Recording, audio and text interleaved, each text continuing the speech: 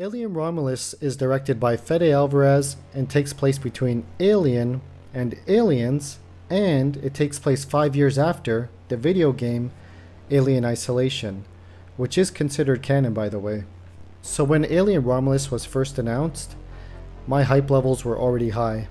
I've always been a huge fan of the Alien series, even through the 3, Resurrection, Covenant, Prometheus, etc. So I was already, in that hype mode when the title got announced.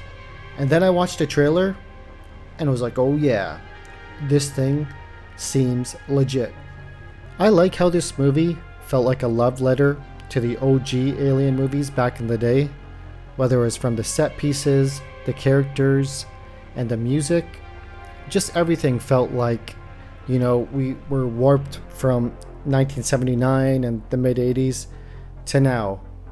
Because even with the effects, this movie, Alien Romulus, used a lot of practical effects. And they looked awesome because they look real, they feel real, everything is real about the effects, and it's just innately satisfying to see that, even though CGI has gotten a lot better over the years. Another thing was that Romulus gave a lot of nods to the video game Alien Isolation, which I just streamed and played recently, and I heard Fede Alvarez is also a fan of that game. So you're going to see a lot of things in this movie that look like they are from the Alien Isolation game, and if you haven't played that game, I definitely recommend it. I don't like this music. Come on. Come on. Where's the train? I don't like this music.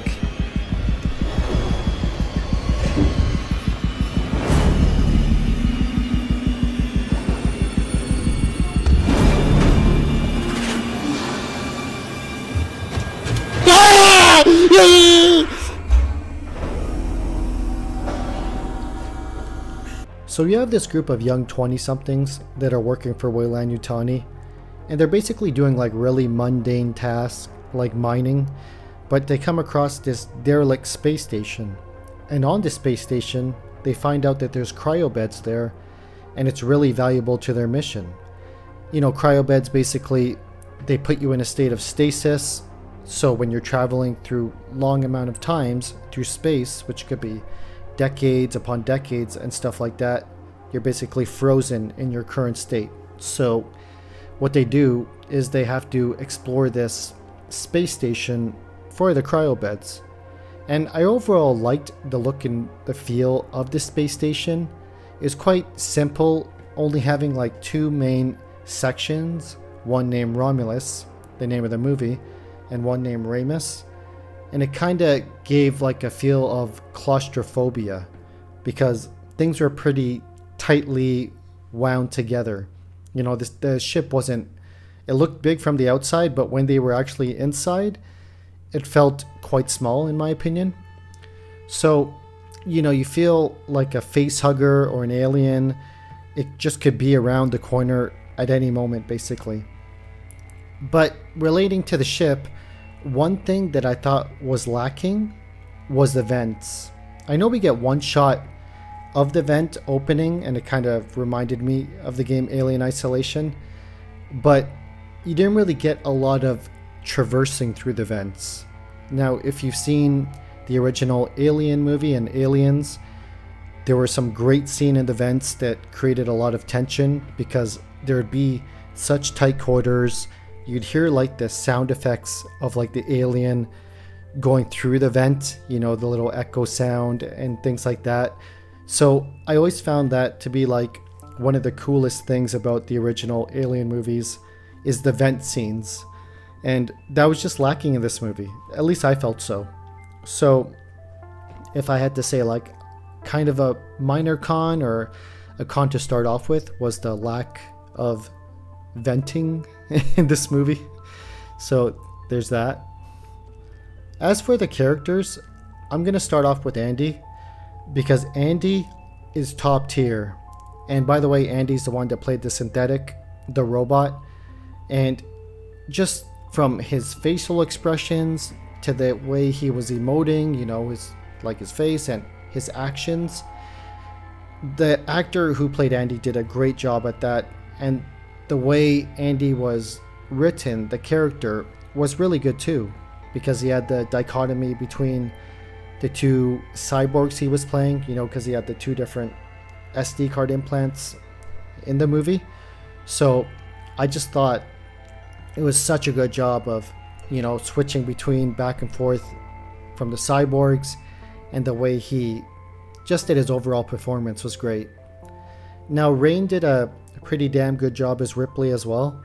I thought she was, pretty tough, carried herself well, looked good with the plasma rifle, so to speak.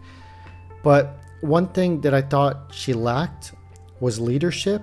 If we look back at Ellen Ripley, Sigourney Weaver, in the first couple movies, one great thing about her was her leadership.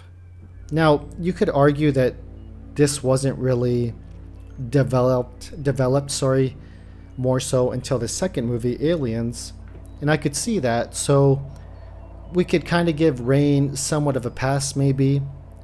In this movie, maybe she'll have more leadership in the sequel. I believe the actress that played Rain was overall good, and I would like to see her in a sequel if she's interested. So I thought she did a pretty good job overall, I would say.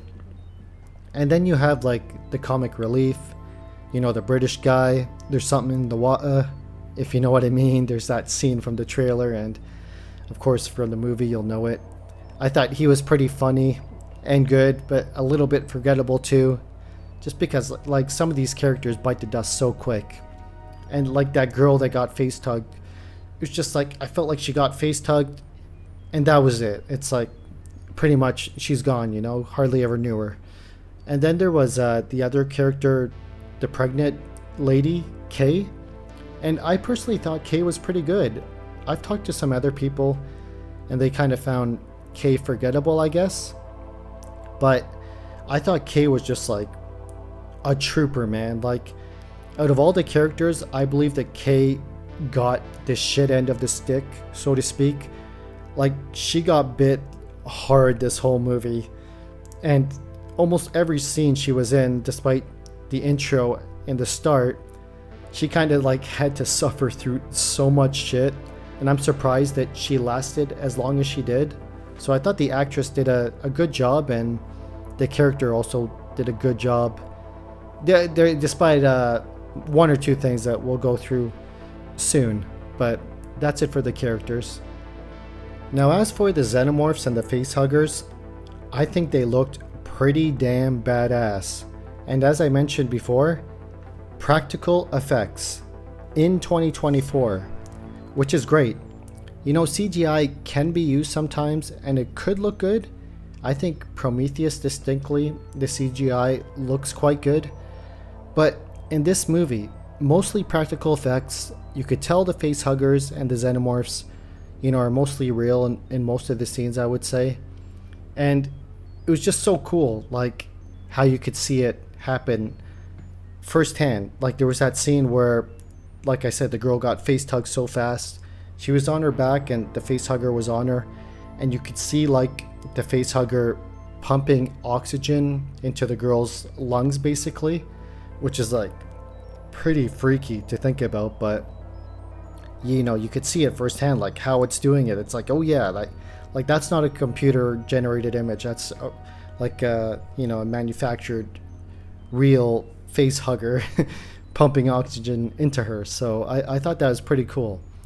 And of course we have the classic xenomorph drool that's back, and it looks pretty legit, and also the acid blood.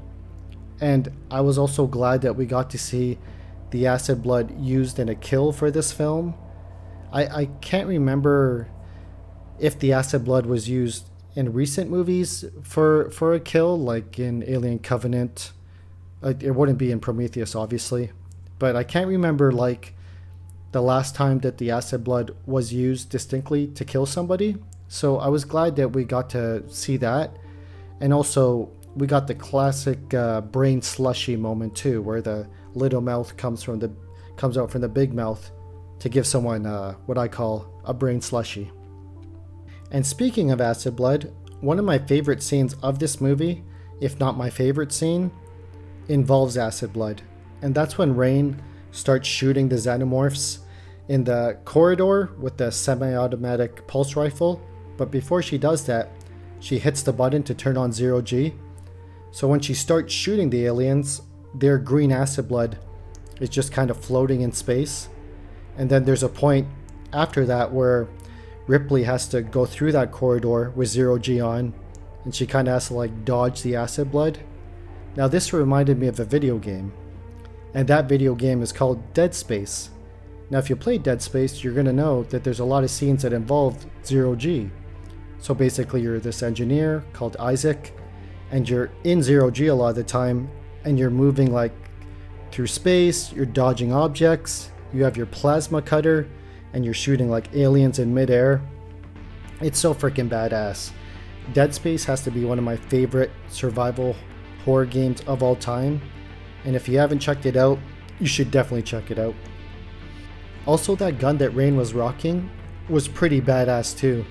I liked how it looked all in white, and also how it had like that automatically adjusting shoulder mount, and it had auto aim with a little avatar of the person in the LED screen with the crosshairs. I found that so badass. Again, it's a nod to people that play video games, you know, fellow gamers. If you can't tell, I like video games. So I thought that was so cool. It like had all this type of technology that referenced video games, but also I think all that type of technology would be very handy in a survival type situation like this. But if we're going to talk about the gun, I found it kind of weird how the aliens were scared of the gun, because I think it's Andy that mentions it.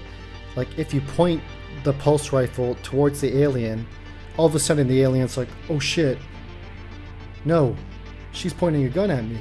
It's like, it was just so weird to see, because as far as I know, like in all the previous Alien movies, Covenant, Prometheus, 3, Resurrection, Aliens, Alien, in any of those movies, do the aliens ever get scared when they get a gun pointed at them? I don't think they do. So I guess that's like a new addition from the writers or director or whoever, that the aliens are calculating their risk analysis, survival kind of factor stuff, that they're getting a gun pointed at them. I guess it kind of makes sense because they're a limited species. Their main objective is to breed and, you know, spread their, you know, species around. But yeah, it's just kind of weird because like even in Alien and Aliens, whenever people would shoot the pulse rifles at them, the alien would move like full bore towards them and just be like, yo, I'm killing your ass no matter what. So kind of made me take a second guess, and I felt pretty strange about it. But I don't know if they're going to stick with that if they make another movie in this series, but it's pretty interesting, but also pretty weird in my opinion. We get a deepfake of Rook on the ship, formerly known as Ash, from the first Alien movie, I believe. And I just gotta say, I didn't find the deepfake looking that great. Now it's 2024. Should the CGI be pretty damn good and perfect? I mean, evidently not, because I don't think it looked that great. I would love to hear what other people think. Maybe I'm alone on this. If you could drop a comment below on what you thought of how Rook looked. But honestly, I found the deepfake pretty distracting at times, but overall I thought the lines he delivered were well and good. So I think the writers did a good job at writing his lines, and I thought, you know, the character came across, you know, as cunning, evil, an asshole pretty much. So he did his job there. So, and it was pretty cool to see an original character back in the series, you know, from the original movies. So ultimately the deepfake was distracting, but it was a cool feel overall, I would say. And speaking of callbacks, we got Prometheus in this movie. So we get the black goo from Prometheus, and honestly, I found Prometheus to be a good movie. Don't attack me, but honestly, I found Prometheus to be a pretty good movie. And it was cool to see the black goo in this movie from Prometheus. And from what I understand, the black goo helps the alien accelerate, or it's what helps the alien grow so fast. So basically, Rook and the other scientists on the ship, or whoever, was working on the black goo in a syringe form for humans, basically, like a formula for humans. And correct me if I'm off base and getting this wrong, but I think that's basically it.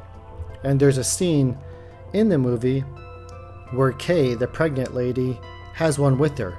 You know, she's pretty injured at that point. She's looking to get to the cryo bed so she could put herself in stasis and get back, you know, to the home planet or wherever in the future, so they could heal her from that point. But, you know, she ends up taking it, by the way. But my question is, why would she take it? You know, clearly, I can't remember if it was Rook or Andy that told her there's only about like a 20 to 25% chance of success from a person like taking this black goo syringe thing. And from what I understand, like the stasis bed, the cryo bed, so to speak, it puts you in a state of stasis. So even though if you're injured or you're kind of like bleeding out or whatever, it freezes you at that point when you're breathing and you're alive. And then as soon as you get out, like in your hometown, home city, whatever, and there's a medical bay, they could heal you up. So I can understand, you know, she was pregnant with a baby. She was probably freaking out. She wanted to like survive by any means possible. So maybe that's why she took it. But I just found it like completely like weird and kind of unnecessary for her to take it when she clearly knew that there was only like a 25% chance of success with the black goo syringe.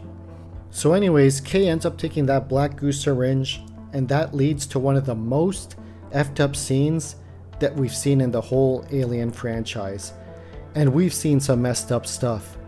So Kay ends up giving birth to this alien engineer hybrid. And man, this thing looks so messed up. As soon as I saw the face of it, I'm like, yeah, Prometheus. That looks like the engineer from Prometheus. And I guess that's what they were going for. But also, it was so tall and lanky, like a xenomorph. So it was just a very unsettling and creepy look. And I guess it ultimately kills Kay because it goes back to her. And like I mentioned earlier, Kay just gets it so bad in this movie. So this alien engineer hybrid thing has like a third tongue, I guess. And it's got like a sucker at the end of it. It ends up like licking Kay, her face and body. And I guess it sucks the life out of her or something like that. Anyways, super gross, and Kay bites the dust. But then we get a pretty cool face-off between Rain and the hybrid. And it was pretty cool to see, you know, Rain come full circle. She's face-to-face with the hybrid, kind of like how Sigourney Weaver, Ripley was in Alien with that first alien in the first movie. So Rain ultimately defeats this hybrid in a pretty clever and intense way. So that was cool. And I found it to be pretty awesome. It was all done quite well, I would say. Now, I forgot to mention before, but there were some pretty convenient moments in this movie. And one convenient moment in particular was when Rain was falling down the elevator shaft to her death because all of a sudden the zero-G turned off and she was basically plummeting to her death. But all of a sudden, an alien tail comes from the middle and catches Rain, like super softly. And Rain is all safe. The alien like brings her closer slowly. And Rain is totally fine. No injuries, no whiplash, no anything. And I found that kind of weird. Like, you could make a case like the alien wants to use her for breeding, for spreading the species, so to speak. But it could at least, like, you know, poked her through the shoulder or showed some aggression, because I believe that this scene happened after the scene where like Rain literally killed like a bunch of her compadres, other xenomorphs. So I found that kind of weird, but it is what it is. It's just like kind of a weird, convenient scene. But overall, this movie is really, really fun, and it's legit like a movie theater type of movie, where you're surrounded by the darkness, great sound effects, lots of people engaged and, into the movie, so to speak. It's got such good sound and visual effects, very nice set pieces, and in my opinion, the story wasn't super deep like we might have seen from previous entries, but it also does a good job of connecting the whole saga and franchise together.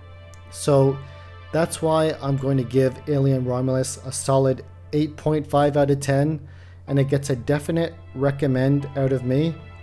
You got to go out there, try to get to the theater, watch Rain in action in space in Alien Romulus, and enjoy. Thank you for watching. Peace out.